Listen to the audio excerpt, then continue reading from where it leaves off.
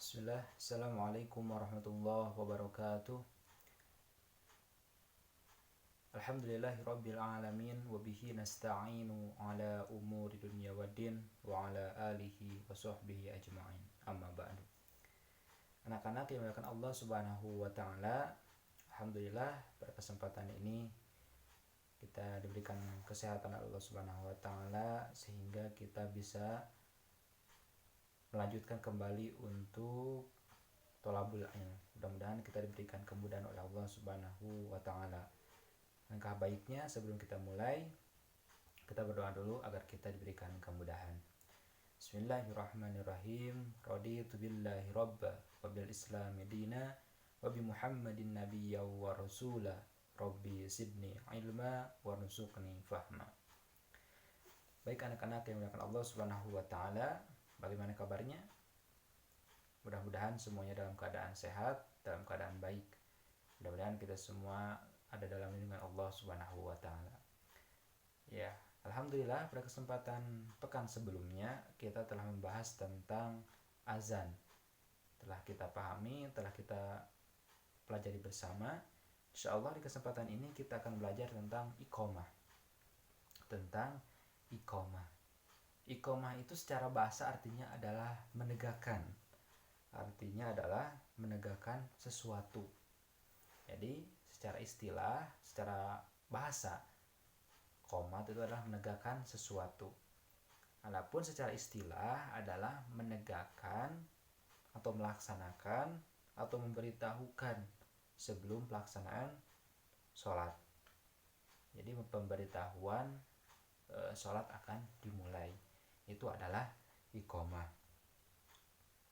Nah, iqamah ini dikumandangkan setelah azan selesai. Setelah azan dikumandangkan, biasanya ada jarak dulu untuk melaksanakan sholat sunnah qobliyah.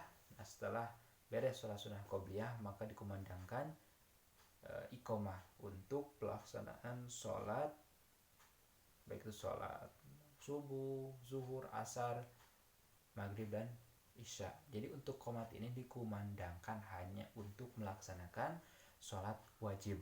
Sholat sunat tidak perlu mengumandangkan azan dan iqamah. Azan dan iqamah dikumandangkan ketika untuk melaksanakan sholat fardu, subuh, zuhur, asar, maghrib, dan isya. Nah, itu adalah azan dan iqamah. Nah, azan dan iqamah ini atau iqamah ini juga dikumandangkan ya baik secara apabila kita melaksanakan sholat pribadi sendirian ataupun berjamaah. Apabila kita sholat sendiri, maka kita juga harus qomat Allahu Akbar dan seterusnya. Apalagi ketika kita sholat berjamaah harus ada azan dan iqamah. Jadi sekali lagi azan ini dikumandangkan, beres azan baru lafad azan dikumandang, lafad iqamat, maksud Bapak iqamat dikumandangkan. Nah, antara azan dan iqamah biasanya di masjid-masjid ada sekitar jarak 10 menit.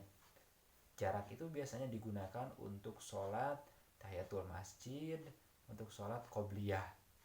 Nah, atau juga bisa digunakan untuk berdoa. Karena di antara azan dan iqamah merupakan waktu mustajab doa.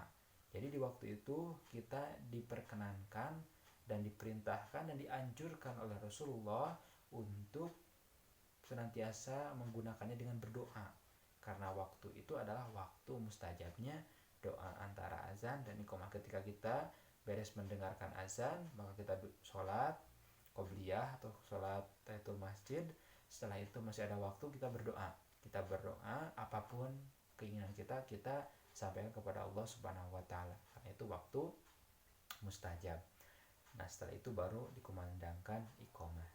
Adapun lafaznya tidak jauh berbeda dengan azan. Hanya kalau azan itu dikumandangkan 2 kali, kalau iqamah 1 kali. Contoh, Bapak contohkan ya. Allahu Akbar, Allahu Akbar. Sekali itu ya. Asyhadu an la ilaha illallah. asyhadu anna Muhammadar Rasulullah, hayya 'alas shalah, hayya 'alal falah. Ditambah setelah itu qad qamatis sholatu, qad qamatis sholah, Allahu akbar, Allahu akbar, la ilaha illallah.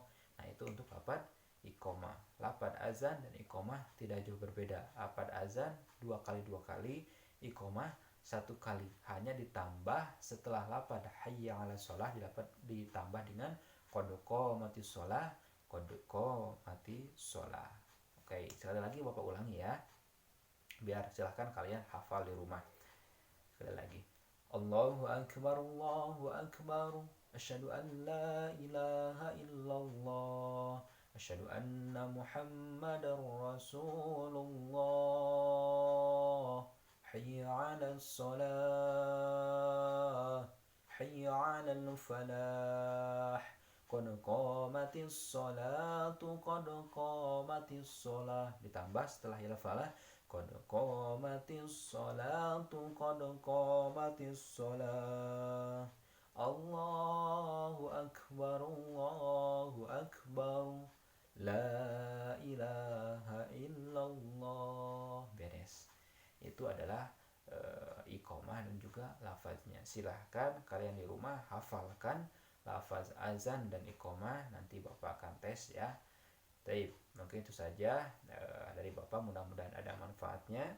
Kita tutup dengan bacaan hamdalah, alhamdulillah, subhanakallahumma wa bihamdika, asyhadu an la ilaha illa anta, astaghfiruka wa atubu ilaik. Wassalamualaikum warahmatullahi wabarakatuh.